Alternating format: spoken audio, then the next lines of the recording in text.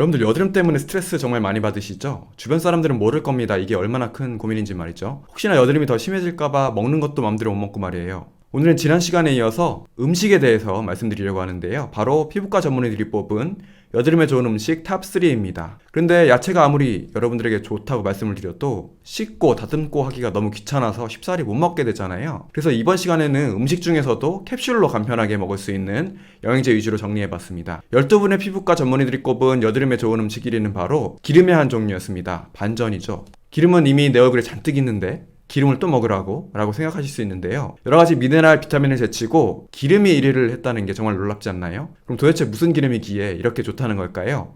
이 기름은 바로 오메가3 지방산이었습니다. 그럼 오메가3가 어떻게 여드름 피부에 도움을 주는 걸까요? 오메가3 지방산은 C크리에이티브 단백질과 인터루킨6 같은 염증 표지를 낮추는 역할을 하고요. 이를 통해 체내 항염 효과를 가져다 줍니다. 이 오메가3가 얼마나 항염 효과가 좋으냐면 관절염 환자들이 이 오메가3의 섭취를 늘렸을 때 치료약을 줄이거나 끊을 수 있을 정도라고 합니다. 그만큼 오메가3의 항염 효과가 큰 것이죠. 게다가 오메가3는 IGF-1의 수치를 낮춰주는 역할을 하는데요. IGF-1은 우리 몸에서 피지 발생을 촉진시키고 각질 가각화로 모공을 막아서 여드름을 악화시키죠. 오메가3가 이러한 IGF-1까지 줄여준다니 여드름 환자분께는 챙기지 않을 수 있는 중요한 영양제로 볼 수 있겠습니다. 두 번째로 인기가 좋았던 영양제는 바로 비타민C였습니다. 비타민C는 총 6분의 전문의들이 언급하셨는데요. 비타민C는 어떤 방식으로 여드름 피부에 도움을 줄까요? 우선 비타민C는 염증을 줄여주는 역할을 합니다. 여드름균이 배출한 독소가 모공을 자극하면 여드름균을 죽이기 위해서 백혈구가 출동합니다. 이때 백혈구는 활성산소라는 무기를 써서 여드름균을 죽이는데요. 포탄이 떨어지면 무고한 민간인과 적군을 가리지 않고 폭파시키듯이 이 활성산소도 피부 조직과 여드름균을 구분하지 못하고 활성산소가 닿는 모든 것을 파괴시킵니다. 이때 우리 피부 조직이 파괴되면 고름이 되고 그 자리에 큰 흉터로 남게 되는 것이죠. 여드름균 때문에 직접적인 피해가 입는다기보다 백혈구와 싸우는 과정에서 피부 조직이 파괴되는 것이 우리에게 더 큰 문제입니다. 비타민C는 백혈구와 여드름균이 싸우는 과정에서 과도하게 발생되는 이 활성산소를 환원시켜 염증과 흉터 개선에 긍정적인 역할을 합니다. 또 이 과정에서 파괴된 피부 조직은 빠르게 재생되지 않으면 폐인 흉터가 생기는데요. 비타민C는 피부 재생에도 도움을 줍니다. 어떻게 도움을 주냐고요?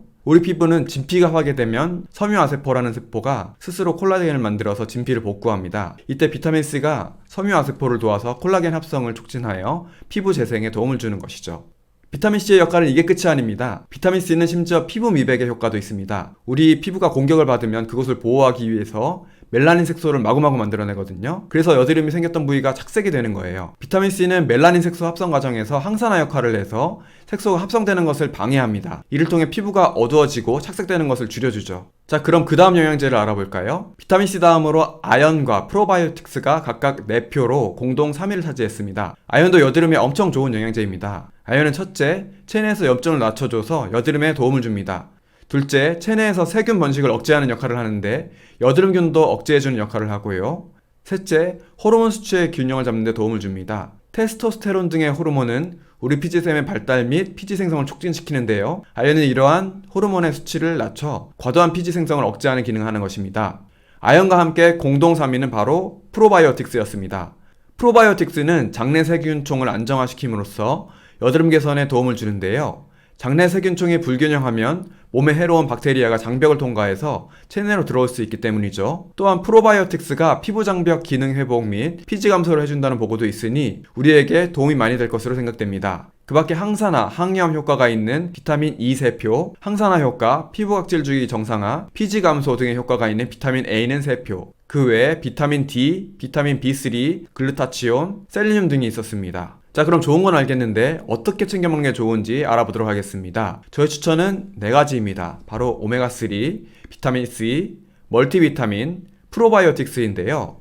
이렇게 드시면 위에서 말씀드린 대부분의 것들을 다 커버할 수 있습니다. 멀티비타민은 위에서 말씀드린 비타민 A, B, C, D, E와 아연 등을 한 방에 해결할 수 있습니다. 다음 멀티비타민만으로는 비타민C 섭취가 충분하지 않기 때문에 비타민C는 별도로 섭취해 주시는 것이 좋겠습니다. 그럼 오메가3는 어떻게 먹어야 될까요? 오메가3는 가능하면 RTG 오메가3를 추천드립니다. 오메가3에서 중요한 게 바로 DHA와 EPA의 함량이거든요.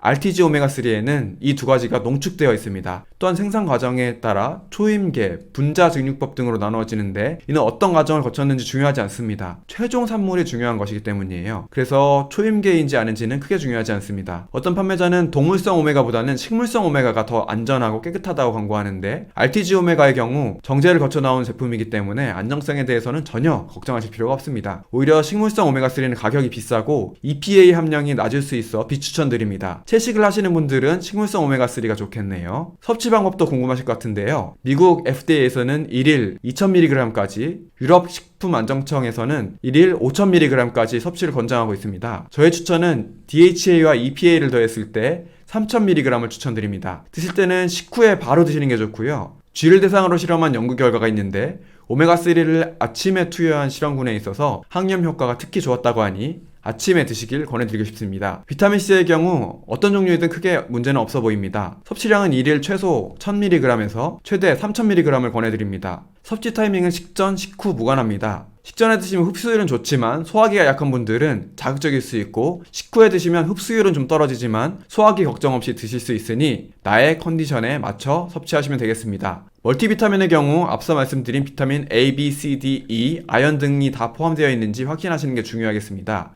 이때 주의하셔야 할 점이 한 가지 있는데요. 비타민 12의 경우 여드름을 악화시킬 수 있는 여지가 있기 때문에 비타민 12가 들어있지 않은 제품으로 찾아보시는 것이 좋겠습니다. 자, 그럼 지금까지 여드름에 좋은 음식에 대해서 알아봤습니다. 혹시 제 영상을 보시고 일주일 동안 먹어봤는데 아무런 효과가 없어요 말하시는 분들이 있을지 모르겠습니다. 맞습니다.